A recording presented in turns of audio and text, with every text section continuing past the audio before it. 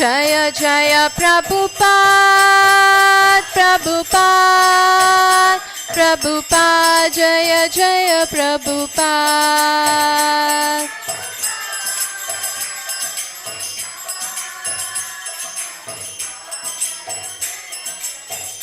Jaya Jaya Gurudev, Gurudev, Gurudev, Jaya Jaya Gurudev.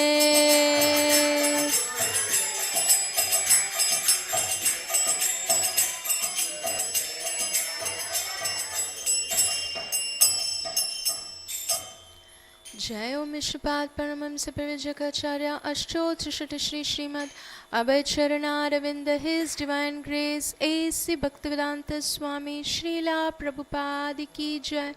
Jai Om Vishnupada Paramahamsa Parijakacharya Ashtotra Shri Srimad Bhakti Siddhanta Saraswati Goswami Maharaj Prabhupada Ki Jai. Ananta Koti Vaishnav Vrinda Ki Jai. ग्रंथराज Shrimad Bhagavatam की जय। श्री श्री राधा गोपीनाथ भगवान की जय। श्री श्री जगन्नाथ बलदेव सुभद्रा महारानी की जय। श्री श्री नरसिम्हदेव भगवान की जय। श्री श्री गौर निताय की जय। श्रीला प्रभुपाद की जय। श्रीला गुरुदेव की जय। निताय गौर प्रेमानंदे। All glories to the assembled devotees. All glories to the assembled devotees. All glories to the assembled devotees. All glories to Shri Shri Guru and Shri Gauranga Nitai Gaur Premanande.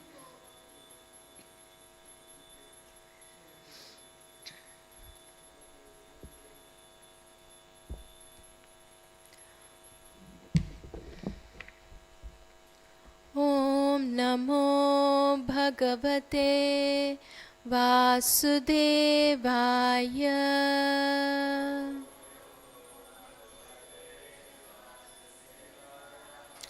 Om Namo Bhagavate Vasudevaya.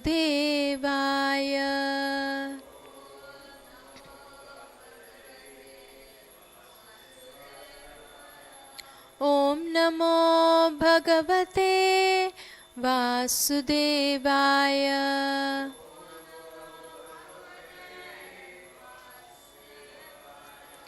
Narayanam namaskritya naram chaiva narottamam devim saraswatim vyasam tato jayam udirayet.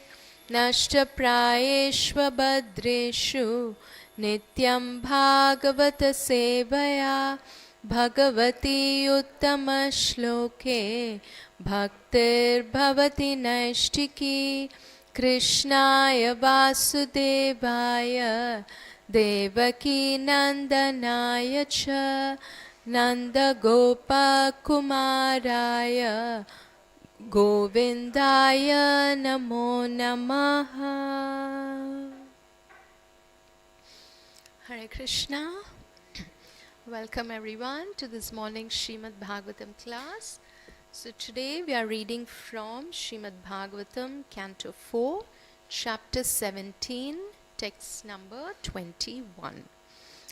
And we will also look at a summary of the set of previous verses, that is from verse 14 to 20, that leads us to text 21.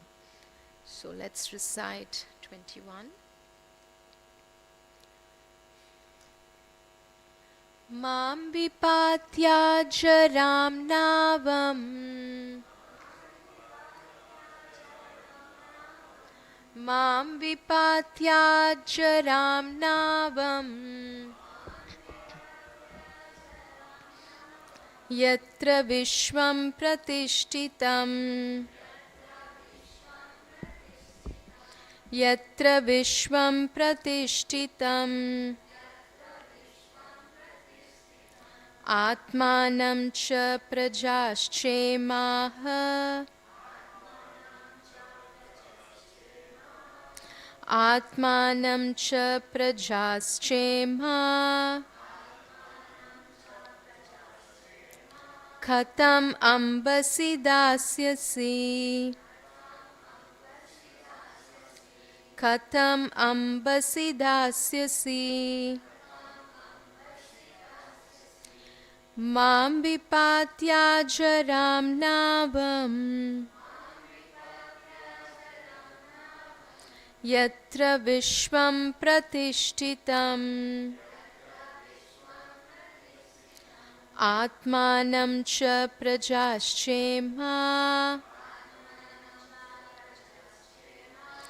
Katam ambasi dasyasi. Prabhuji's.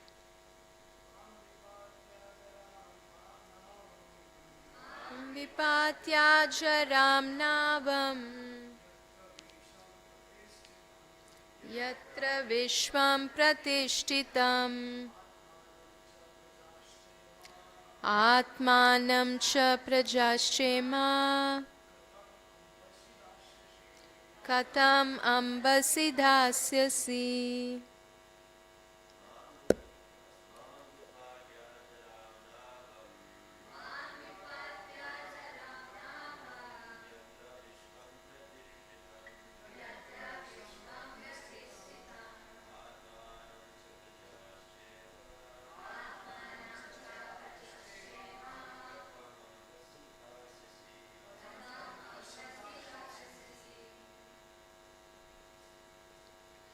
Vaishnavis.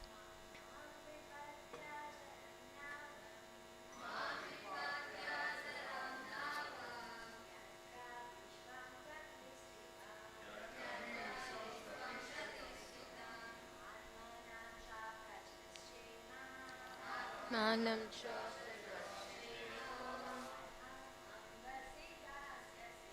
Katam ambasi dasyasi Mam vipatya jaram navam Yatra vishvam pratishtitam Atmanam cha prajaschema Katam ambasi dasyasi. Let's look at the word-to-word meaning. Mam, me. Vipatya, breaking to pieces. Ajaram, very strong. Navam, boat. Yatra, where. Vishwam, all worldly paraphernalia. Pratishtitam, standing. Atmanam, yourself. Cha, and. Prajaha, your subjects. Cha, also. Ima, all these. Khatam, how. Ambasi, in the water. Dasyasi, you will hold. Translation and purport by His Divine Grace A.C. Bhaktivedanta Swami Srila Prabhupada. Srila Prabhupada ki jai. Translation. The cow-shaped earth continued, My dear king, I am just like a strong boat, and all the paraphernalia of the world is standing upon me. If you break me to pieces, how can you protect yourself and your subjects from drowning? Purport. Beneath the entire planetary system is the Garbha water. Lord Vishnu lies on this Garbha water, and from his abdomen a lotus stem grows, and all the planets within the universe are floating in the air, being supported by this lotus stem. If a planet is destroyed, it must fall into the water of Garbha. The earth therefore warned King Prithu that he could gain nothing by destroying her. Indeed, how would he protect himself and his citizens from drowning in the Garbha water? In other words, outer space may be compared to an ocean of air, and each and every planet is floating on it just as a boat or island floats on the ocean. Sometimes planets are called dvipa or islands, and sometimes they are called boats. Thus, the cosmic manifestation is partially explained in this reference by the cow-shaped earth.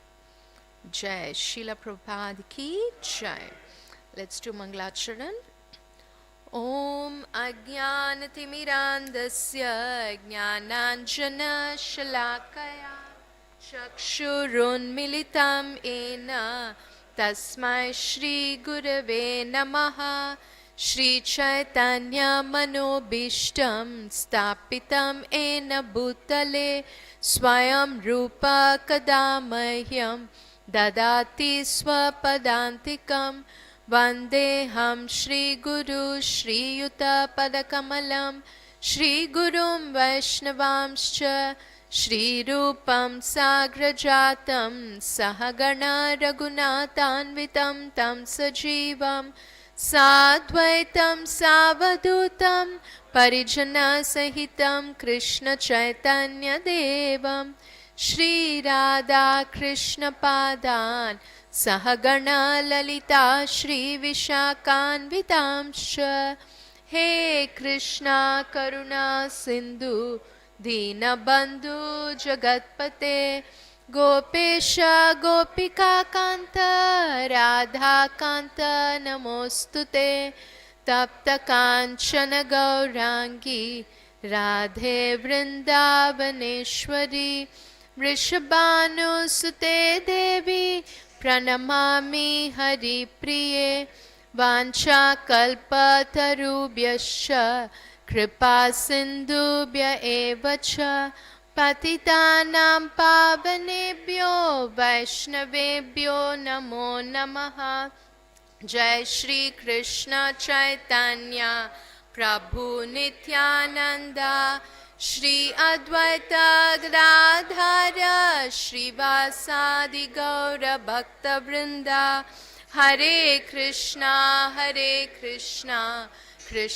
Krishna Hare Hare Hare Rama Rama Rama Hare Hare Bhuter Mahadbir Yayima Puro Vibhu Nirmaya Shete Yadamo Shupurusha Bhunkter Gunamsho Dashashoda Satmaka Solang Krashishta Bhagavan Vachamsi Me Shri Krishna Sharanam Sharanagatam Katha Amritam Satatapi Batam Bhakti Vedanta Marga Panktanam Sarvaloka Rishi Deva Janna Prasannam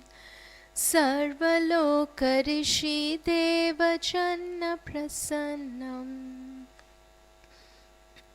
Hare Krishna. Welcome again everyone. So, for the pleasure of Shri Radha Gopinath, Srila Prabhupada, Srila Gurudev and all the Vaishnavas, let us today hear and speak from Srimad Bhagavatam. And today we are hearing a beautiful verse where we are seeing the culmination of a little tiny argument, so-called argument that is happening between Mother Earth, who has taken the shape of a cow, who is appealing to Maharaj Prithu. So we are hearing this beautiful pastime of Maharaj Prithu, who is a Shakthyavesha avatar of the Supreme Lord. So Maharaj Prithu has been specially empowered by the Supreme Lord, and he is his incarnation who is bestowed with all the wonderful qualities that Sri Krishna himself possesses. And Maharaj Prithu being so exalted, we saw in the previous chapter, how everyone was glorifying him, how everybody was praising his wonderful qualities. And in this chapter, that is chapter 17, we are continuing to hear the conversation between Maitreya Muni and Vidura. And here Vidura is posing some questions to Maitreya Muni, being very eager to hear more about Sri Krishna's pastimes. And in this instance, about Maharaj Prithu. So what does Vidura say? He is saying that the Supreme Lord is Adokshaja. Meaning, Adokshaja means the one who is beyond the perception of our senses. The Lord who cannot be understood simply with our mundane vision. And this point comes more into focus in these set of verses that we are meditating upon at the moment. Because Sri Krishna is Adokshaja, we cannot understand him. And so are his beautiful pastimes that unfold in a very mysterious, adventurous, and in a very fantastic way that we cannot perceive it simply through our senses. So, when Maharaj Prithu was enthroned as the king, what happened? We saw that suddenly there was a shortage of food supply. Mother Earth stopped producing food grains. And then what happened at this time? All the people, all the subjects of the world, they went to King Prithu and they said, Maharaj, we are all working so hard. We are not neglecting our duties. We are doing our duties properly and we are not lazy. We are working. But still, we are not getting food grains from Mother Earth. And so what was happening? The people were all becoming so skinny and thin because they were not eating properly. And so they went and they appealed to Maharaj Prithu, saying, please save us from this drought. Please save us from this pitiable situation that we are being subjected to at the moment. And now, when Maharaj Prithu hears this, he contemplates very carefully. So this is what even yesterday we were hearing from His Grace Jagjivan Prabhuji, who was saying that whenever we are faced with any situation, we don't immediately respond or react or take very drastic decisions, but we contemplate, we analyze, we see what is this situation that is being presented before us and how do I address it. So Maharaj Prithu carefully analyzed, and later on in this chapter we will see what Maharaj Prithu is going to say, why he took this action which he actually took. So what is the action that Maharaj Prithu took?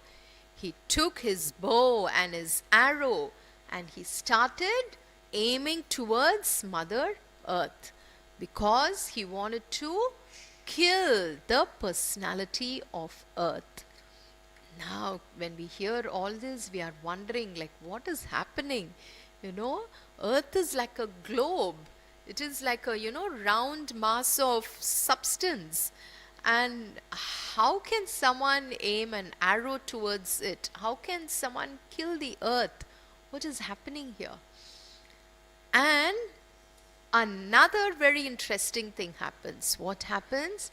Mother Earth, as soon as she saw Maharaj Prithu pointing his bow and arrow towards her, she immediately took the shape of a cow and she started running in fear.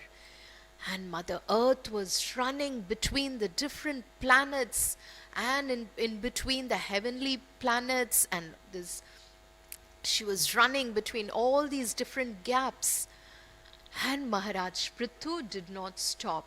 he was also chasing and running behind her.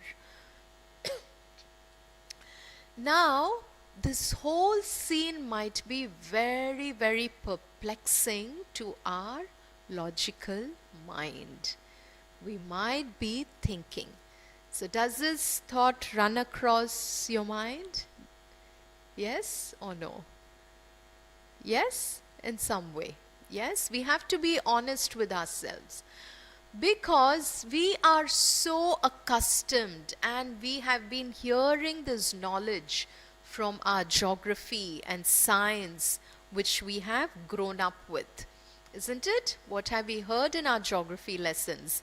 The earth is round and it rotates, and every rotation is one day, and the earth revolves around the sun in its orbit, so it goes around in a perfect circle, or rather like an ellipse.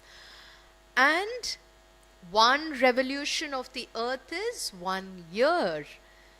So everything is so systematic, and the earth is perfectly situated in its place where it is. It cannot just jump down from its position, or the earth cannot just run away wherever it wants. When we have been accustomed to hearing this knowledge from our education, school education over the years, suddenly when we hear or see such a verse from Srimad Bhagavatam, we will be wondering, what is going on?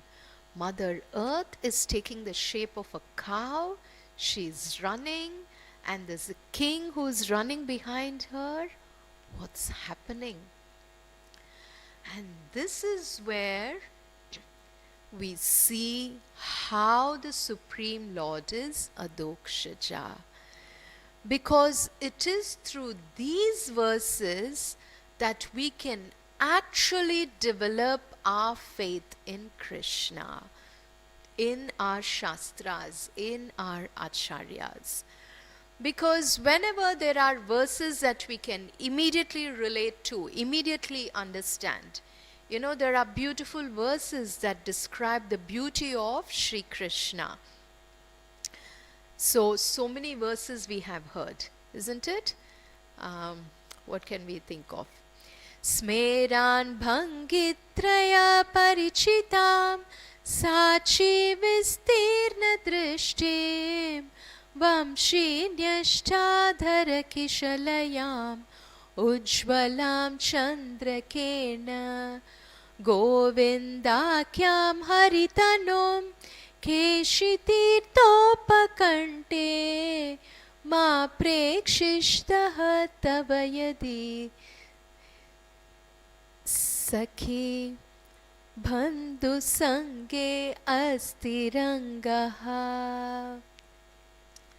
So what does this verse beautifully describe? The beauty of Sri Krishna in his three-bended form, who is standing under the shining moonlight and playing his flute. Oh my dear friend, if ever you want to have worldly attachments, don't look at this beautiful boy, because he will simply steal your heart away. Now, when we hear verses like this, they are so attractive. They just captivate our heart, and we are drawn to Krishna immediately.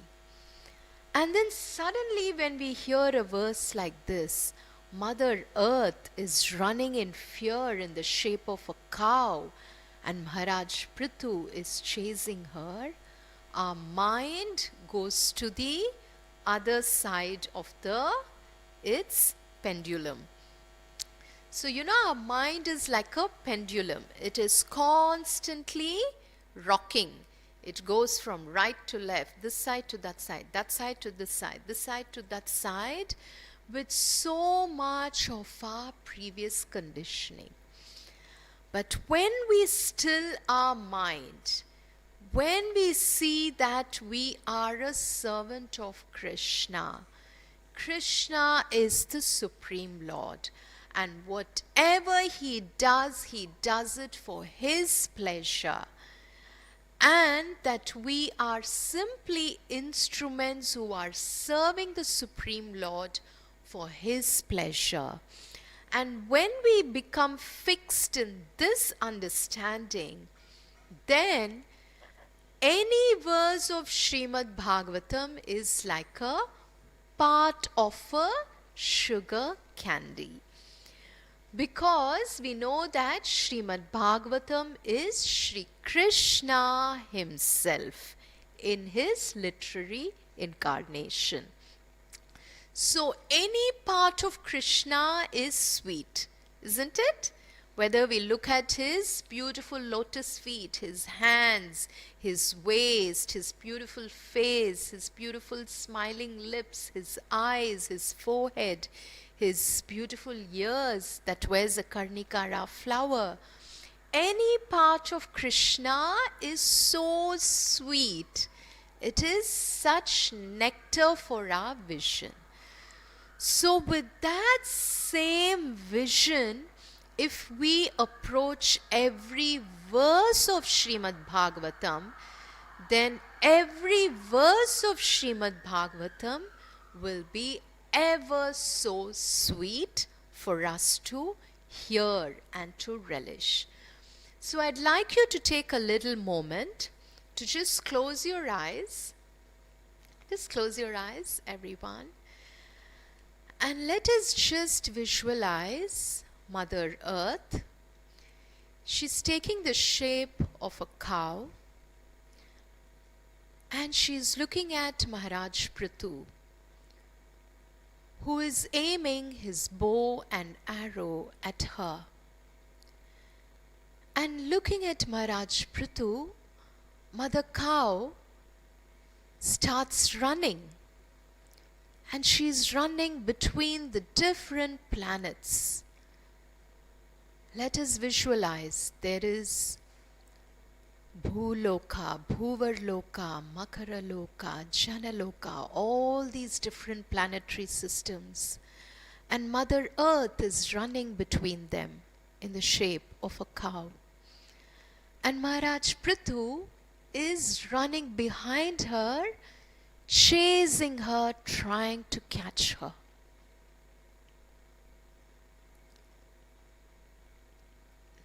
Now let us open our eyes. Did we have such a beautiful meditation for a moment of Mother Earth in the shape of a cow running between the different planets? Maharaj Prithu running with his bow and arrow. What a beautiful vision, and how sweet is this? Do we see this in our everyday world? We don't. We are transported to a completely different realm. So, what does Srila Prabhupada say in his purport to this verse where Mother Earth takes the shape of a cow and she starts running, and that she doesn't produce food grains? Srila Prabhupada says, just as a mother produces various children, both male and female, the womb of Mother Earth produces all kinds of living entities in various shapes. Thus, it is possible for Mother Earth to take on innumerable shapes. And at this time, in order to avoid the wrath of King Prithu, she took the shape of a cow. Since a cow is never to be killed, Mother Earth thought it wise to take the shape of a cow in order to avoid King Prithu's arrows. King Prithu, however, could understand this fact, and therefore he did not stop chasing the cow-shaped earth. So Srila Prabhupada is still explaining to us, even though our inquisitive mind might be wondering, how is it still possible? So Srila Prabhupada is saying that Mother Earth, we call her mother, isn't it? So a mother produces children, and if we look at all of us around us, now each of us have our own mother, yeah, and each of us looks so different. Do we all look the same? We are all so unique. So, like that, Mother Earth can also produce different types of children. So, Mother Earth produces trees and plants and animals and creepers and insects and flowers. So, from her, all these different beings come into existence. So, like that, Mother Earth herself is also capable of taking any shape and form that she wants. Now, what is Mother Earth made up of? We know that there are the 5 different elements, isn't it? We know of earth, water, fire, ether, and space, wind and space. Now, all of us are also made of these 5 elements, isn't it? So, in Ayurveda, when we study, we know that our body is made up of these 5 elements, which are in different balances in each body. So, for some people, their earth element is dominant, or for some people, their fire element is dominant. For some people, a combination of earth and water is dominant. Now, how do we understand these things? So, the element earth is present within our body in the form of all that we can see, touch and feel. So, our bones, our skin, our flesh, the muscles, all this is made up of the earth element. Now, fire, where do we see fire within our body? We see fire as the Jhatar Agni, the fire of digestion. So, when you place your palm on your stomach, you will feel a little bit of heat there. And where is that heat coming from? From the Agni that is there in our stomach. And then we see water in our body. Where do we see water? So, water is present in the blood, all the liquid substances that we see within us. So, in our blood, and then in the liquids that are present inside every cell of our body. So, we hear of the DNA. What is DNA? It's the deoxyribonucleic acid. So, inside each of our cells, we have water present. And also water fills our entire system. So, and then where do we see wind or the air, all the vayus that is present in our body? We breathe in, we breathe out. There are different types of air in our body. And then we see space. The rest of the space in our body contains the element of space. Like this, when we look outside, now fire can take so many different shapes. When we just light a small candle, the element of fire takes a small beautiful flame, or when we light a diya. And when we perform a yajna, the fire is, maybe a little bit like that, small, and it takes beautiful, fiery flames. And then we see a forest fire, and there we can see the element of fire just raging across the forest. And we saw now in the US where the fire was just across even all the cities. Now, these things we accept, isn't it? Because even though we know that the fire happens only in the forest, suddenly when the power of fire is seen, we can see it even in the cities, in places where people live. And that's when we accept and we understand the power of Krishna, who is beyond our mundane understanding. So like that, earth, the element of earth also takes various different shapes and forms. So when we pick up mud, it's just a blob of mud in our hands. And then we can see the nice sand that is spread across in the beaches. And when we dig under the earth, we see so much of different layers of soil.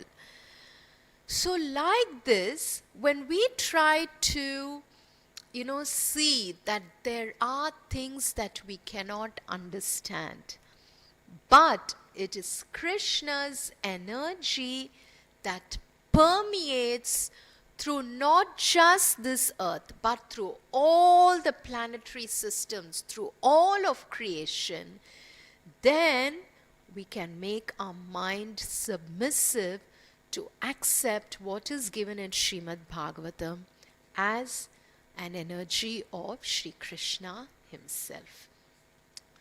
So we see that Mother Earth taking the shape of a cow and she's running. And since she is now taking the shape of a cow, she is speaking to Maharaj Prithu and she puts forth different arguments. And what does she say? She says that Uvacha cha mahabhagam dharmagnya pannavatsala trahi mam api bhutanam palane vastito bhavan. So she says, addressing the great opulent King Prithu as the knower of religious principles and shelter of the surrendered, she said, "Please save me. You are the protector of all living entities. Now you are situated as the king of this planet." So, the first argument that Mother Earth in the shape of a cow, what does she say? She says that, "O king, you are dharmagnya," meaning you are the knower of religious principles. And what does Srila Prabhupada explain in the purport? He says that dharmagnya means one who knows the religious principles.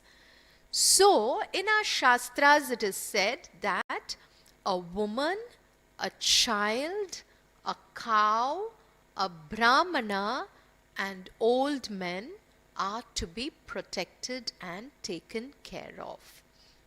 Now, this is natural, isn't it?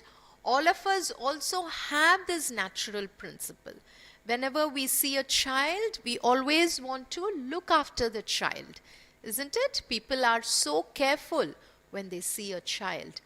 A woman, because now we might think, we are independent, we know everything, we are, like we don't need any care and protection. No.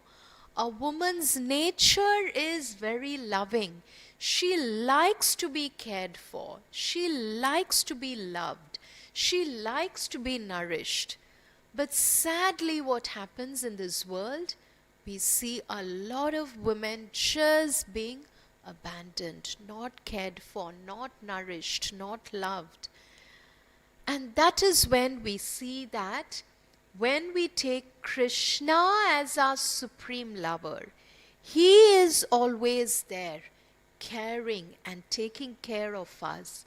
Then we come under his loving protection, love and care, which extends to us through devotees, through Vaishnavas. So then, now what Mother Earth is saying, by taking the form of a cow, so also we saw that cows should be protected. So this is all said in our Shastra.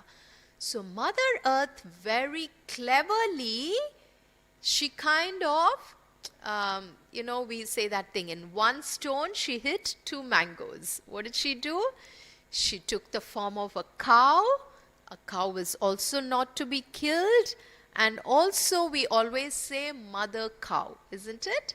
So we have the mother cow dairy, isn't it? Why is it named mother cow? Because we see the cow also as a mother, as a woman.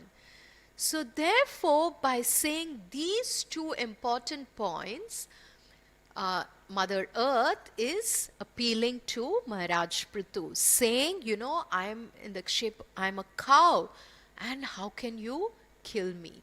So this is one point that she is trying to present. And then also, religious principles dictate that one is not to be killed if he surrenders. So this is the second point that Mother Earth is presenting.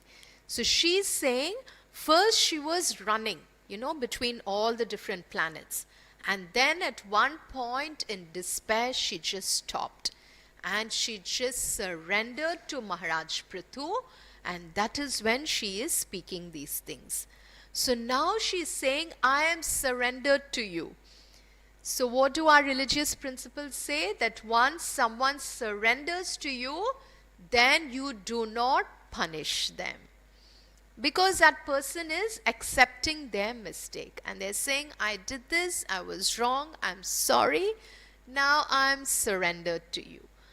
So Mother Earth in the shape of a cow, she's saying, I am now surrendered to you, Maharaj Prithu. Please spare me, don't kill me. So this is the second point that she's saying.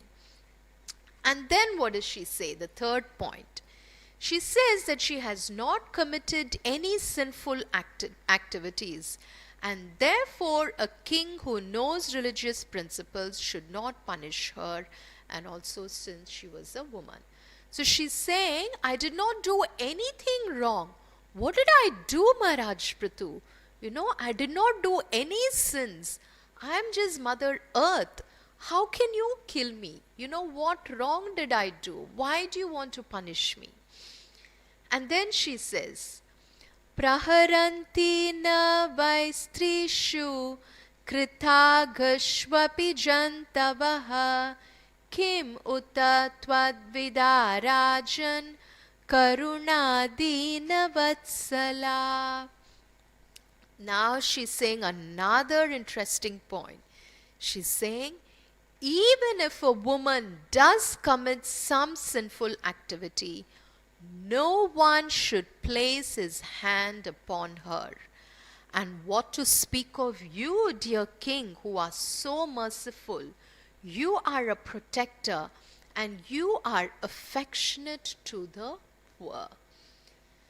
So here she's saying that if a woman, even by chance, knowingly, unknowingly, by some chance she commits some mistake, no one should abuse her or touch her with his hands. So this is said in our Shastras. And sadly, in today's world, what do we see? How men are treating women, isn't it? We hear so many stories, pathetic stories. It's really very, very sad. And that is what is Kali Yuga. So here Mother Earth is saying that, because she's taken the shape of a woman, she's saying, firstly she's saying, I didn't do anything wrong. But even if someone has done something wrong, oh Maharaj Prithu, you are our protector. You are so merciful. You are compassionate. And therefore don't punish me. Please let me go. And that brings us to today's verse, the fifth point, the final argument or the request that Mother Earth is putting in the shape of a cow. What is she saying? Mam vipatya jaram navam yatra vishvam pratishtitam atmanam cha prajaschema katham ambasi dasyasi. So here, Mother Earth in the shape of a cow is saying, I am just like a strong boat, and all the paraphernalia of the world is standing upon me. If you break me to pieces, how can you protect yourself and your subjects from drowning? So now she's putting a very, very clever point. So what is she saying? It's a bit like the story of a woodcutter. Have you heard that? A woodcutter, when he sits on a tree, on a branch, and if he's trying to cut that same branch, what will happen? He will fall down, isn't it? So, something similar to that, an analogy that Mother Earth is saying. Now, I am like a strong boat. I am the Earth planet, and I'm holding all of you on me, including you, Maharaj Prithu, and all your subjects. And if you kill me, what will happen? And if I break down and fall into pieces, now you are on me. Like, people sit on a boat. Like that, Maharaj Prithu, you are standing on me. And if you kill me, you will fall into the Garbha water, Garbhodaka ocean. So now this is the big universal perspective that Mother Earth is saying. So we all know that the three types of Vishnus, isn't it? Karanodakashayi Vishnu, Garbhodakashayi Vishnu, and Kshirodakashayi Vishnu. So Karanodakashayi Vishnu is the form of Lord Vishnu who is lying on the Karana ocean, on the causal ocean. And from his pores, from his sweat, all the different universes are generated. Then inside each universe, Vishnu, Mahavishnu, he goes in as Garbhodakashayi Vishnu. So there in the Garbha water, in that ocean of water, Lord Vishnu is lying down, and from his navel sprouts a lotus stem, and on top of that lotus is Lord Brahma, and then Lord Brahma begins to create everything, all the different planetary systems. So it is said that there are 14 planetary systems. So, and it is calculated from where Earth is situated. So Earth is called as Bhur Loka. And above Earth we have Bhuvarloka, Svarloka, Maharloka, Janaloka, Tapaloka, and Satyaloka. So these are the 7 planets that are on the top. And then below the Earth we have another 7 planetary systems. What are they? Atala, Vitala, Sutala, Talatala, Mahatala, Rasatala, and Patala Lokas. So these are all the planets that are below the Earth. Now all this is, how is it standing in space? It is all held by the lotus stem that is produced from Lord Vishnu's navel. That is supporting all these planets in the outer space. And now Mother Earth is saying, I am right there in the middle, and if you break me to pieces, what will happen? If Earth is just broken, then, oh Maharaj Prithu, everything will just fall into the Garbhodaka ocean, into the water. So saying this, Mother Earth in the shape of a cow, she's pleading to Maharaj Prithu saying, please spare me, please don't kill me, and please let me go. So across all these verses we saw how beautifully Mother Earth, in the shape of a cow, is appealing to King Prithu to let her go. And then following this verse, from the next verse onwards, we will see Maharaj Prithu's perspective. Now, what did he analyze? What did he see? Why did he wanted to punish earth? So, we will hear that from the next verse. And then even after that, even after Maharaj Prithu says why he wants to kill earth, Mother Earth still doesn't, accept it. So she still starts praising.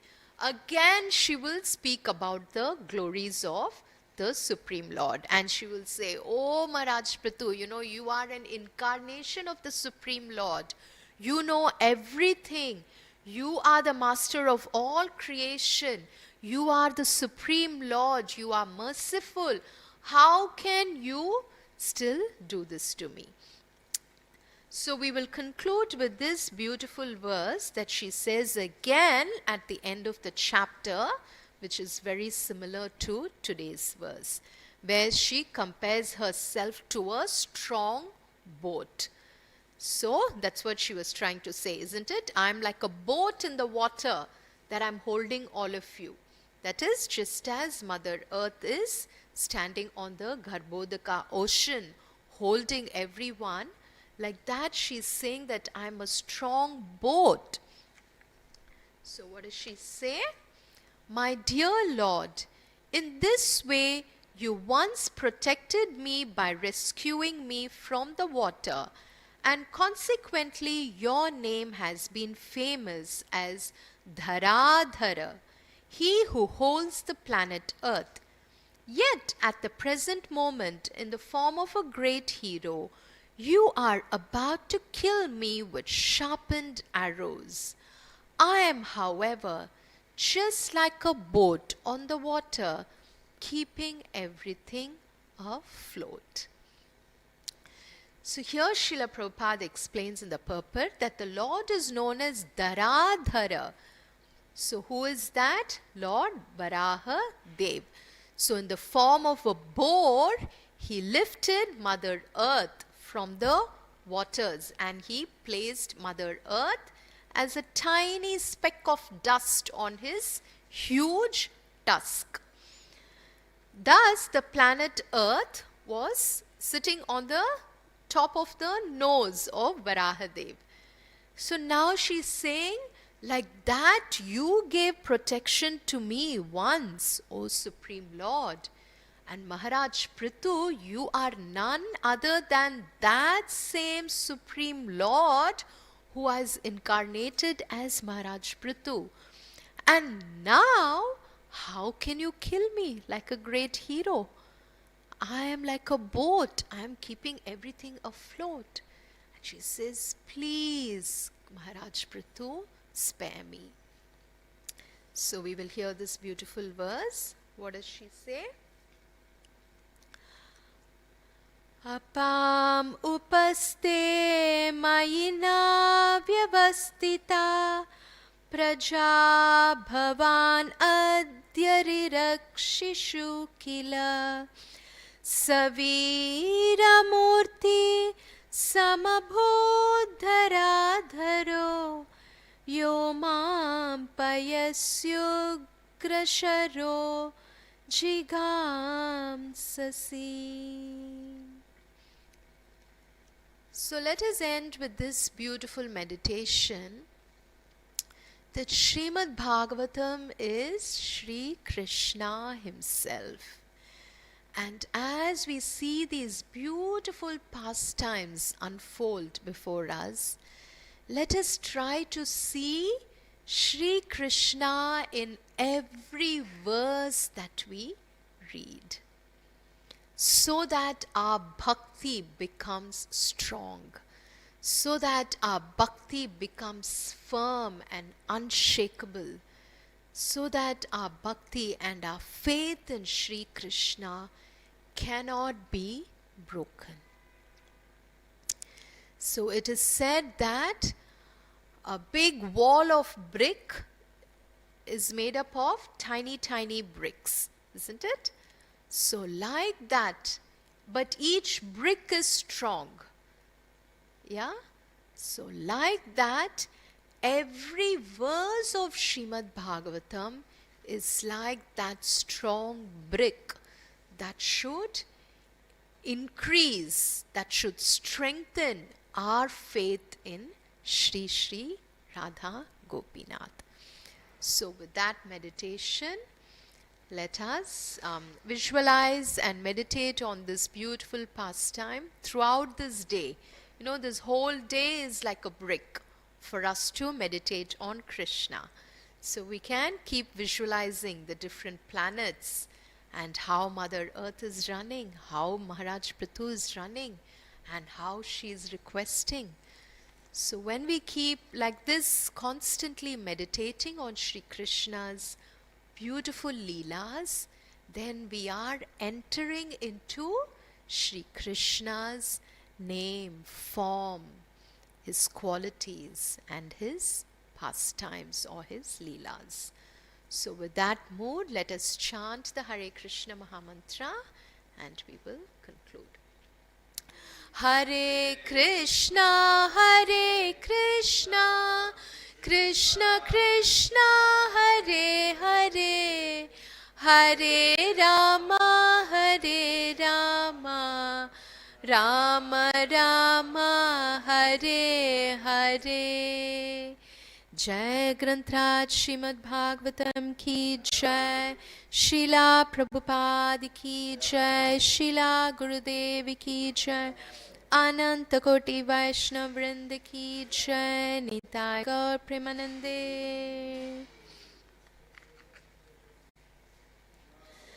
गौर भक्त वृंद की जय।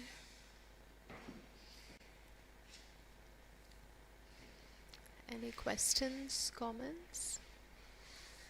All good? Okay. Thank you. Hare Krishna.